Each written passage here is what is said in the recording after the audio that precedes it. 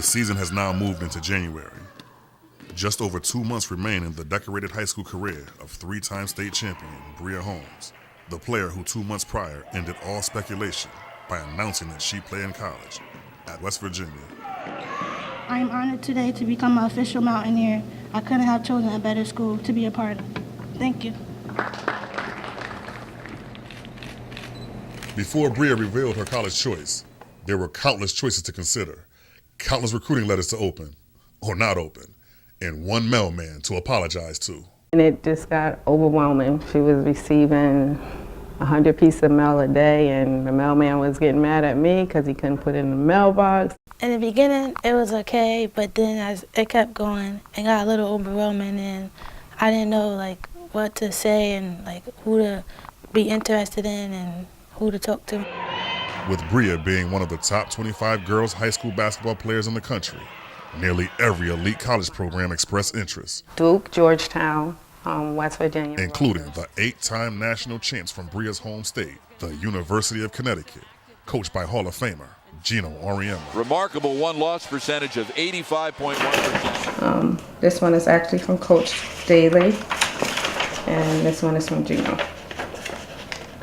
Offer never came, but he came to a lot of my games and stuff, and he showed interest, but after a while we lost contact, and that was that, and it was the end. I tried to understand Coach Auriemma. He was looking, he came here, he was looking at whether she was mature enough to handle him at the time. And like I said, once again, he saw her at a very early age, and I think that her talent always showed on the court. I don't think the leadership aspect of it came out. I don't know if even her level of toughness showed early on. Now, here she is blossoming. It's AAU. She was in AAU. She had a chance to really display those things that he questioned. And by then, he had already, I think, moved on and began thinking about someone else. And I think, quite frankly, it's something he'll regret. It's something he'll definitely regret later on when he sees the final version of her blossom. Senior year proves to be a season full of highlights for Holmes. In February, she's selected as the first Connecticut girl to ever play in the prestigious McDonald's All-American game. Bria Holmes, Melina Howard, and Nia Johnson. Later in February, Bria surpasses 2,000 career points, joining only 12 other Connecticut girls to ever reach that milestone. The ultimate accolade remains the chance to win a state championship in each one of her 4 years in high school. The pressure is mounting, reminders at every turn.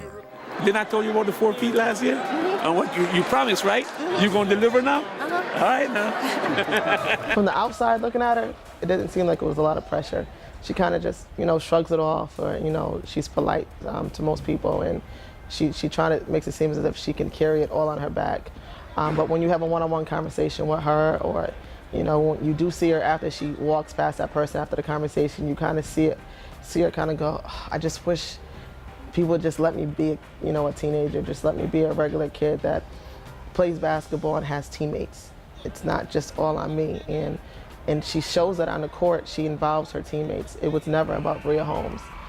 She's taken all the pressure on her back because she wants to make sure her team does the best, but she's always included her teammates, to the point where maybe I might not have agreed. People failed to remember that this child has reached high achievements, but in the end, she's a child. She goes home, she takes things personally. We as human beings take things personally. So imagine being 17 and everybody telling you everything rides on you. Everybody telling you that you're gonna make or break this team. It's on your back. It's do or die. You owe me this, you owe me that. And I think that kind of got to her a little bit. Move smile, the black is in your picture. Bria, smile. 1, 2, 3. That's a good one. Bria's final 2 schools came down to West Virginia and Rutgers, both Big East Conference schools that make regular visits to play in Connecticut. But for West Virginia, that will soon change, with the Mountaineers leaving the Big East for the Big 12, in which most games will be played half a country away from New Haven, Connecticut.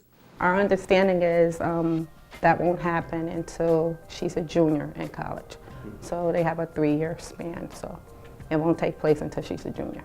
Bria plans on studying forensic science in college, with hopes of putting her degree to work. after a pro career in basketball. Hopefully I'll be playing on TV, WNBA. That's my goal, that's my dream. I think that she's going to make New Haven, Connecticut very proud. I think she's going to make her mother proud and herself proud, first of all. I do think she can play. I watched the WNBA players.